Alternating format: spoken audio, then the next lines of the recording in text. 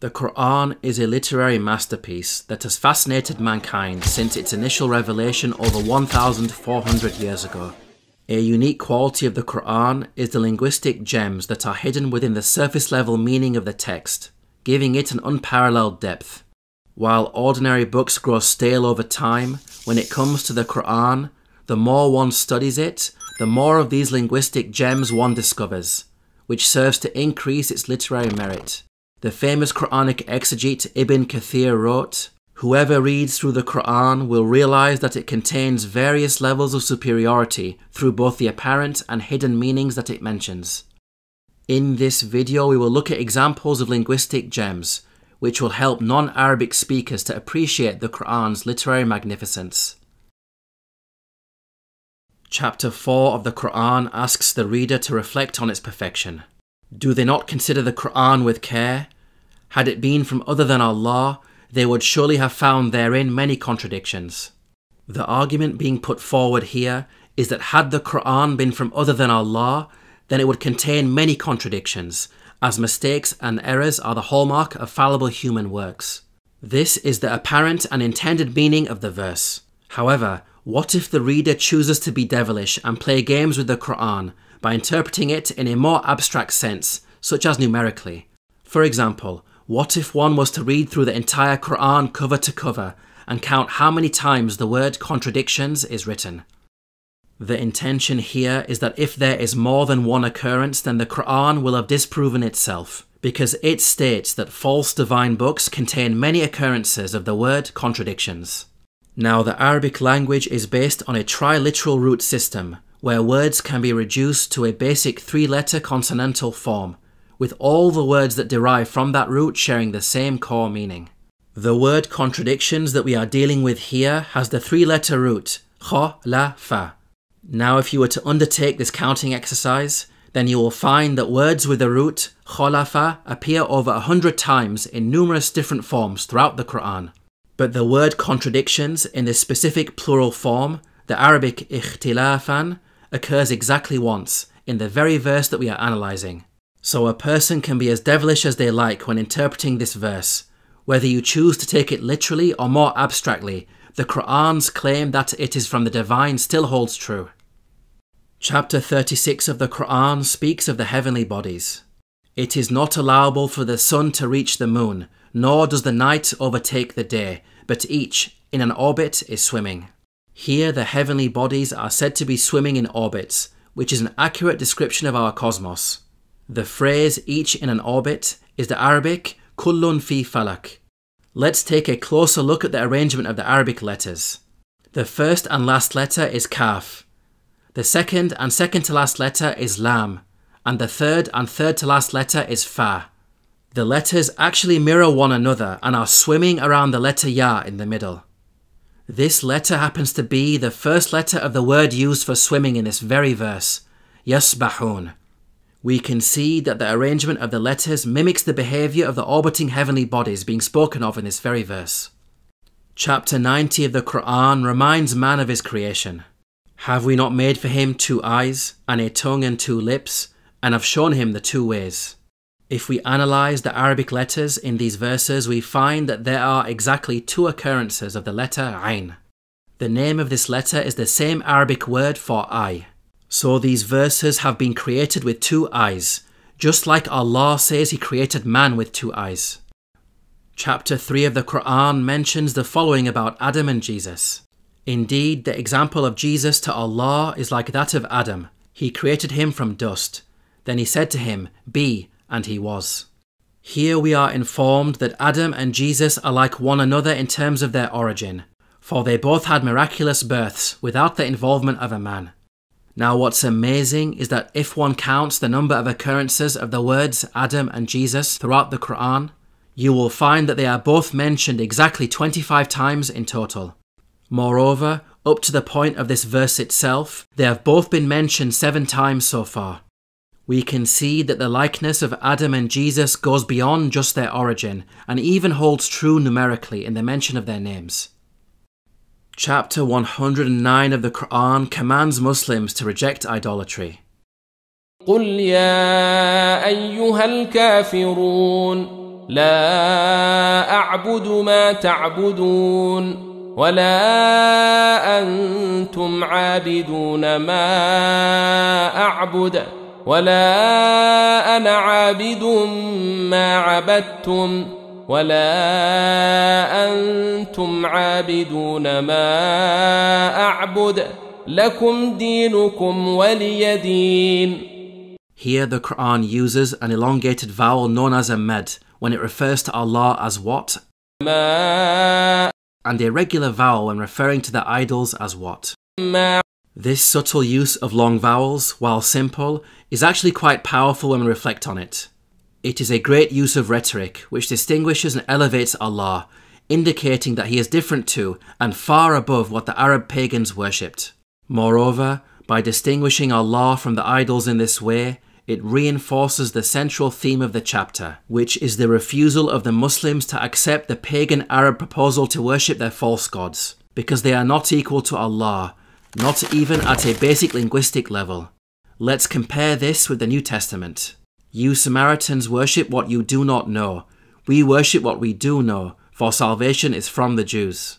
Notice how the author of the New Testament refers to all of the deities as what? In Greek, hos, with zero distinction between the God of Israel and the false gods of the pagan Samaritans. While this is not necessarily an issue in and of itself, it does go to show that the New Testament does not have the same linguistic depth as the Qur'an when it comes to distinguishing the one true God from false gods.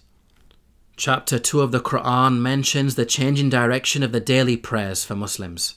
We have made you believers a middle nation, so that you may bear witness to the truth before others. We only made the direction the one you used to face in order to distinguish those who follow the messenger from those who turn on their heels. The direction of the daily prayers changed from Jerusalem to Mecca, which represented an important turning point for the believers. Now this chapter is the longest in the Qur'an, consisting of a total of 286 verses, and we find the mention of this important turning point in exactly the middle of the chapter, the 143rd verse. Moreover, this verse even contains the word middle. Chapter 5 of the Qur'an mentions the qualities of believers. O Muslims, your friends are Allah, His Messenger and the believers, those who establish regular prayers and regular charity, and they bow down humbly. At the time this verse was revealed, there were hypocrites, those who professed to be Muslim publicly, but inwardly were disbelievers, living amongst the ranks of the true Muslim believers. It was very difficult to distinguish the hypocrites from the true believers based on outward appearance and actions, as they prayed and performed other acts of worship publicly, just like the true believers. Note the order of the following statement as we find it within the verse. The believers are those who establish regular prayers and regular charity. Now it could have been written the other way around. Those who establish regular prayers and regular charity are the believers. At a glance, these two statements seem to convey exactly the same meaning. However, had it been written with a different order, then the implication would be that everyone who prays and gives charity are true believers, which would include even the hypocrites, because they prayed and gave charity, just like the Muslims. To put it simply, every true believer prays and gives charity, but not everyone who prays and is charitable is necessarily a true believer. We can see that Allah chose the perfect order for the words within the verse. The true believers are those that pray and give charity. Chapter 61 of the Qur'an quotes the speech of Moses and Jesus. And mention, O Muhammad, when Moses said to his people, O my people, why do you harm me while you certainly know that I am the messenger of God to you? And mention when Jesus, the son of Mary, said, O children of Israel, indeed I am the messenger of God to you. In the Qur'anic narrative, most messengers are sent to their own people. It is therefore typical for the messengers to address their audiences using language such as, O my people, or O my nation. Here we can see that Moses pleads with the Israelites by saying, O my people. He uses this identical language in many other verses, as do most other messengers in the Qur'an. It is curious then that in the very next verse, Jesus addresses the Israelites differently using the statement, O children of Israel. We can see that unlike Moses, Jesus does not address the Israelites as my people, even though he is also an Israelite prophet. Now in Semitic tradition, one's tribal affiliation is paternal. It is based on one's lineage through the father. In light of the fact that Jesus was miraculously born to the Virgin Mary and therefore did not have any actual lineage on his father's side, it would have been wrong for the Qur'an to have Jesus link himself genealogically to the Israelites as a group in a similar manner to Moses. We can see that the Qur'an's usage of language is extremely precise, because it has Jesus address the Israelites in a manner that distances himself from them genealogically and therefore respects the virgin birth narrative. Chapter 19 of the Qur'an quotes the following speech of Jesus. He, Allah, has made me blessed wherever I am, and he has enjoined upon me prayer and almsgiving as long as I live. The context of this verse is a nativity narrative. It is the story of Jesus miraculously speaking from the cradle in order to support his mother Mary's incredible claim to have conceived him as a virgin. The word translated here as enjoined is the Arabic verb awsa. Now this is kind of unusual, as when the Qur'an mentions moral, spiritual, or religious instruction, it typically uses a different form of the verb, wassa. The difference between the two verbal forms is that awsa relates to matters that need to be stipulated a single time, such as when dividing inheritance, whereas wassa relates to matters that require frequent reiteration, such as teaching. This is the only instance in the entire Qur'an in which this form of the verb is used in reference to religious counsel. So why does the Qur'an break the pattern here with the speech of Jesus? Well, the other verbal form would have been less appropriate as it relates to matters that require frequent reiteration. And since Jesus was barely a day old when he was speaking from the cradle, this means that not enough time had passed yet for him to have been repeatedly given the command by Allah. The Qur'an makes use of a literary device known as onomatopoeia. Onomatopoeia is when a word phonetically resembles the sound that it describes. For example, the word boom sounds like an explosion, and the word buzz sounds like a fly. Here are some examples in the Qur'an. Chapter 114 consists of a supplication to seek God's protection from evil. Say, I seek refuge in the Lord of mankind, the Sovereign of mankind, the God of mankind, from the evil of the retreating whisperer, who whispers evil into the breasts of mankind, from among the jinn of mankind. The word whispers is the Arabic yuwaswisu. Notice how it sounds like someone whispering. Moreover, the word's composition tells us something about these whispering devils from among the jinn. It contains repetitive letters, waswas, which alludes to the fact that these jinn target mankind repeatedly. The next example is from chapter 80, which mentions the sounding of the trumpet that heralds the world's end. But when there comes the deafening blast, on the day a man will flee from his brother, and his mother and his father, and his wife and his children. Every man that day will have concern enough to make him heedless of others. The word's deafening blast is the Arabic as-sakha. When reciting this word, the vowel is supposed to be stretched for 6 seconds as follows, which gives the impression of a trumpet being sounded. The word also contains the letters sod and kha, which are harsh sounding, and therefore perfectly in line with the terror that the verse conveys of that momentous event. The next example is from chapter 100, which vividly describes horses charging into battle. By the steeds that run with panting breath and strike sparks of fire. The word panting is the Arabic dobahan, which contains the letters dod and ba in close proximity. The word strike is the Arabic qadahan, which contains the letters qaf and dal in close proximity.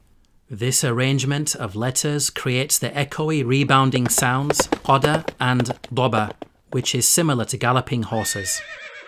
From these examples we can see that the Qur'an uses onomatopoeia to its advantage, almost as oral special effects, to really captivate the listener.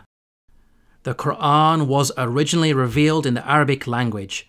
However, the Qur'an also engages with foreign languages such as Hebrew. Here are some examples. Chapter 2 recounts an incident with the Israelites. And recall when we took your covenant and raised over you the mount, saying, take what we have given you with determination and listen. They said instead, we hear and disobey. And their hearts absorbed the worship of the calf because of their disbelief. The children of Israel were very rebellious towards God, with the golden calf incident epitomizing their disobedience. Quranic commentators note that their statement, "we hear and disobey," was not literally vocalized by the Israelites, but rather is symbolic of their disobedient actions, which reflected this very attitude of hearing and disobeying. This happens to be a brilliant play on words from the Old Testament book of Deuteronomy. "Go near and listen to all that the Lord our God says. Then tell us whatever the Lord our God tells you. We will listen and obey." In the Old Testament, the Israelites say, "We listen and obey," which is shama'nu wa asinu in Hebrew. The Qur'an seems to mirror this and turns the statement on its head with its use of the very similar sounding Arabic words, sami'na wa asayna, or we hear and disobey. The next example is from chapter 11, which mentions some angels bringing good news to Abraham and his wife Sarah. "And certainly did our messengers come to Abraham with good tidings. They said, 'Peace.' He said, 'Peace.' And his wife was standing, and she smiled. Then we gave her good tidings of Isaac, and after Isaac, Jacob." The name Isaac in Hebrew is Yitzhak, which means one who laughs.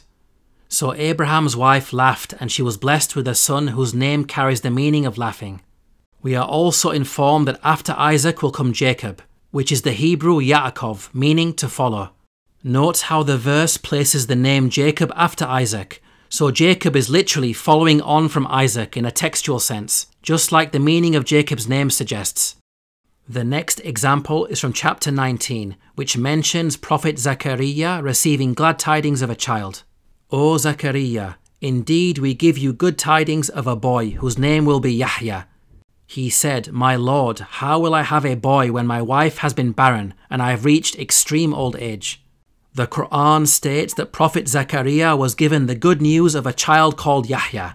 This baby was a miracle, as Zechariah's wife was no longer of a childbearing age.